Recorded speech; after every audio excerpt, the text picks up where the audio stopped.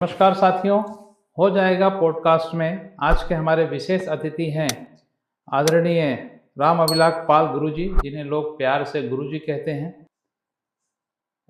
गुरुजी एक सच्चे शिक्षक हैं। गुरुजी का जीवन शिक्षा में समर्पित रहा है। तो गुरुजी, आपका पॉडकास्ट चैनल पे बहुत बहुत स्वागत है। सबसे पहले आप ये बताएं, आपकी प्रारंभिक जीवन यात्रा गुरुजी कैसे रही? मैं शुरू से ही जीवन में कुछ बड़ा करने का सपना देख रहा था जी। और जब मैं कक्षा 8 पास करने के बाद कक्षा 9 में गया तो एक बार मैं हाफ चड्ढे और गंजी पर गया था, तो विद्यालय से मैं निकाल दिया गया था और घर चला आया था। जी। तो किसी तरह से कपड़े की व्यवस्था हुई। 2 दिन के बाद मैं विद्यालय फिर से जाने लगा। वही हमारे पड़ोस के प्रिंसिपल थे जहाँ मैं पढ़ता था, तो उन्होंने व्यवस्था किया तो मैं फिर से जाने लगा। जी। उसी समय हमारे मन में एक बीज पड़ गया कि भविष्य में मैं शिक्षक बनूं और किसी भी विद्यार्थी के सामने यह परिस्थिति न पैदा होने पाए कि वह पुस्तक की वजह से या कपड़ों की वजह से विद्यालय से बाहर निकाल दिया जाए। और ऐसी परिस्थिति अगर किसी भी राष्ट्र के भविष्य विद्यार्थी के सामने आएगी तो मैं यथासंभव उसकी मदद करूंगा और हर संभव प्रयास करके उसे शिक्षा से वंचित ना हो यह पूरा प्रयास करूंगा। जी, बहुत बहुत धन्यवाद गुरुजी। ये घटना सन कब की है? कौन से ईयर क्या? ये घटना है 69 की। 69 बहुत पुरानी घटना है। आप रियल में आप संघर्ष करके यहाँ तक आए हैं। अगले में चलते हैं गुरुजी। शिक्षा के क्षेत्र में आपकी पहली नौकरी या पहला अनुभव कैसा रहा? जिसे उस समय हम लोग समय में तो आयोग से नियुक्ति होती नहीं थी। उस समय तो प्राइवेट विद्यालय रहते थे, वहाँ सेवा करना होता था। तो कुछ दिन के बाद अप्रूवल मिलता था तो पेमेंट होता था। ओके। तो मैं बीएससी बीएड किया। मैं एक अच्छा नहीं होता स्वयं कहना, मैं अच्छे स्तर का विद्यार्थी भी था अपने ज़माने का। जी जी। तो ऑफर आए कई जगह से विद्यालय से, यहाँ तक कि राजा बाजार रमदैया तक महाराजगंज विद्यालय था, वहाँ का ऑफर आया। मैंने कहा मैं निःशुल्क नहीं पढ़ाऊँगा, मुझे वेतन मिलना चाहिए ताकि मैं कुछ गरीबों की मदद कर सकूं। बराबर। तो इसके बाद मैंने मछली शहर आ गया और मछली शहर में जब मैं आया तो विद्यालय ग्रांट इन एड हो गया था, लेकिन मुकदमे की वजह से विद्यालय थोड़ा फंस गया था। ओके। और ग्रांट उसकी कट गई। जी। इसके बाद प्रधानाचार्य श्री रामनाथ यादव जी थे, मुझे लिवा गए, कहें कि आप जाइए मत, विद्यालय मुकदमे पर है, फिर हो जाएगा। हालांकि विद्यालय 91 में ग्रांट हुआ और हम अप्रूव्ड टीचर हुए 95 में वहाँ। ओके।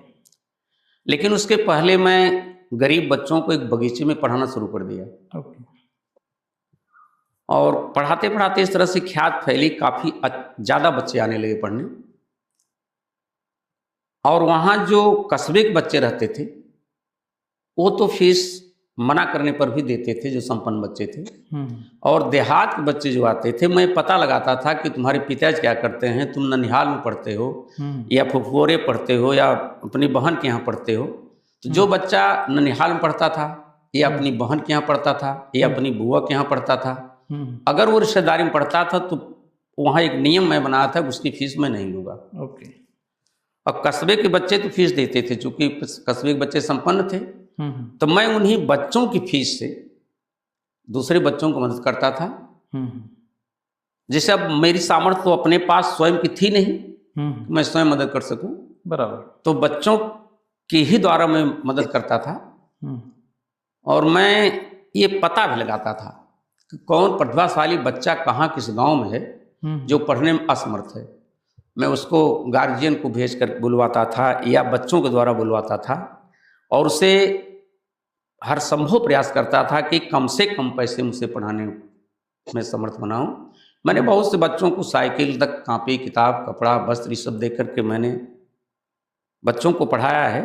और जिस दिन मैं विद्यालय पहले दिन गया था, थोड़ा सा हमारा अनुभव यह है कि जब मैं विद्यालय पहले दिन गया तो वहाँ एक टीचर थे, उन्होंने कहा कि प्रिंसिपल से कहा कि पढ़ने आए हैं पढ़ाने आए हैं।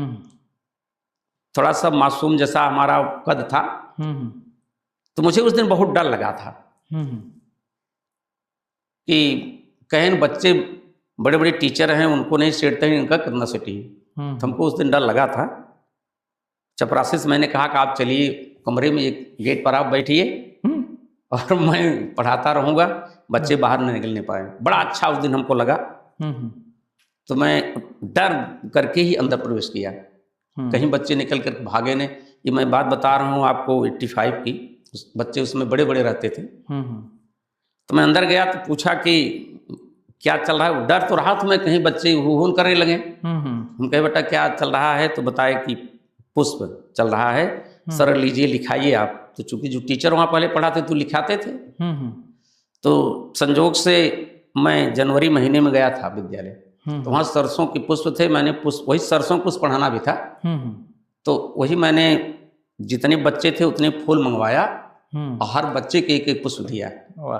और हर बच्चे को पुष्प दे करके मैंने बताया उनको कि बाय दल है, दल है, ये है, मतलब पहले से उनको पता था। उसके बाद मैंने कहा कि अच्छा बेटा लिखा दें, तो बच्चों ने कहा नहीं सर लिखाइए मत, हम लोग को याद हो गया। अब बहुत अच्छा याद हो गया। उसके बाद बच्चे जब क्लास खत्म हुई, आए पानी पीने हैंड पाइप पर, चर्चा करने लगी, बहुत अच्छा जो आए हैं नौका पढ़ाएं। प्रिंसिपल सुन रहे थे। अच्छा। प्रिंसिपल मास्टर साहब कहे देखिए आप कह रहे थे कि भाग जी लड़के, तो first impression is last impression. बराबर। तो जो पहला प्रभाव हमारा पड़ा बच्चों के ऊपर, वो आज तक जारी है। और जीवन में एक अध्यापक के रूप में मैंने न तो कभी किसी बच्चे को डांटा हूँ और न तो कभी डंडा उठाया हूँ। क्या? लेकिन बच्चे मुझसे डरते बहुत हैं, इसको आप कहीं पता लगा लीजिए। मैं अगर निकल जाता था विद्यालय से, आज भी है वो कायम, तो बच्चे भर भर अंदर भाग जाते थे। लेकिन मैं न कहीं रेरी मारा, बस इतना करता हूँ, विद्यालय के बाहर जो बच्चा मिला उसको बुलाता हूँ कि बेटा जरा माँ बाप के बारे में सोचो। बराबर। माँ बाप तुमको यहाँ भेजे हैं, उनकी क्या तमन्ना है। अगर तुम्हारे अंदर पढ़ने की प्रवृत्ति नहीं बन रही है, तो माँ बाप के बारे में सोच करके बताओ उनके अंदर क्या होगा। वो सोचते हो कि हमारे भैया गए हैं पढ़े, अधिकारी बने, मास्टर बने, और आप लोग इस तरह से घूम रहे हो। बेटा ऐसी गलती क्यों कर रहे हो? 2-3 साल कस करके मेहनत कर दो, पूरे जीवन भर मजा करोगे। यही 2-3 साल मजा कर लो, पूरे जीवन भर सजा करोगे। बराबर। और माता पिता को भी कष्ट दे रहे हो। इस हमारी बातों का बहुत अच्छा प्रभाव बच्चों पर पड़ता था। और मुझे प्रसन्नता इस बात की रहती है कि बिना डांटे बिना मारे बच्चे हमसे इतना डरते हैं। अब अभी आप सुने भी होंगे कि बच्चे आज भी अगर मोटरसाइकिल से बच्चा जा रहा है और हमको देख लिया तो उतर करके ही प्रणाम करता है। ये मैं अपने जीवन की बहुत बड़ी उपलब्धि मानता हूँ। हम तो ये मानते हैं कि ये आपका बच्चे सम्मान करते हैं, बहुत ज़्यादा करते हैं। बराबर। अच्छा गुरुजी, अगले कड़ी में चलते हैं। आपके जीवन में कौन सा शिक्षक या व्यक्ति आपके सबसे बड़ी प्रेरणा रहा? जैसे देखिए, मैं जब जूनियर हाई स्कूल में था तो श्री ठाकुर दीन उपाध्याय एक ऐसे शिक्षक थे जिनसे मैं बहुत प्रभावित होता था। इतना अच्छा वो पढ़ाते थे, और प्लस वो बच्चों से प्यार भी बहुत अच्छा करते थे। उनका बड़ा अच्छा प्रभाव पड़ा। और प्राइमरी में एक अध्यापक थे श्री राम मोहन यादव जी, वो हमको बहुत मानते थे। उनका बड़ा असर हुआ। और मैं जिसे नेता नगरी में या वैज्ञानिक नगरी में, मैं अपना आदर्श डॉक्टर APJ अब्दुल कलाम को मानता हूँ। जी जी।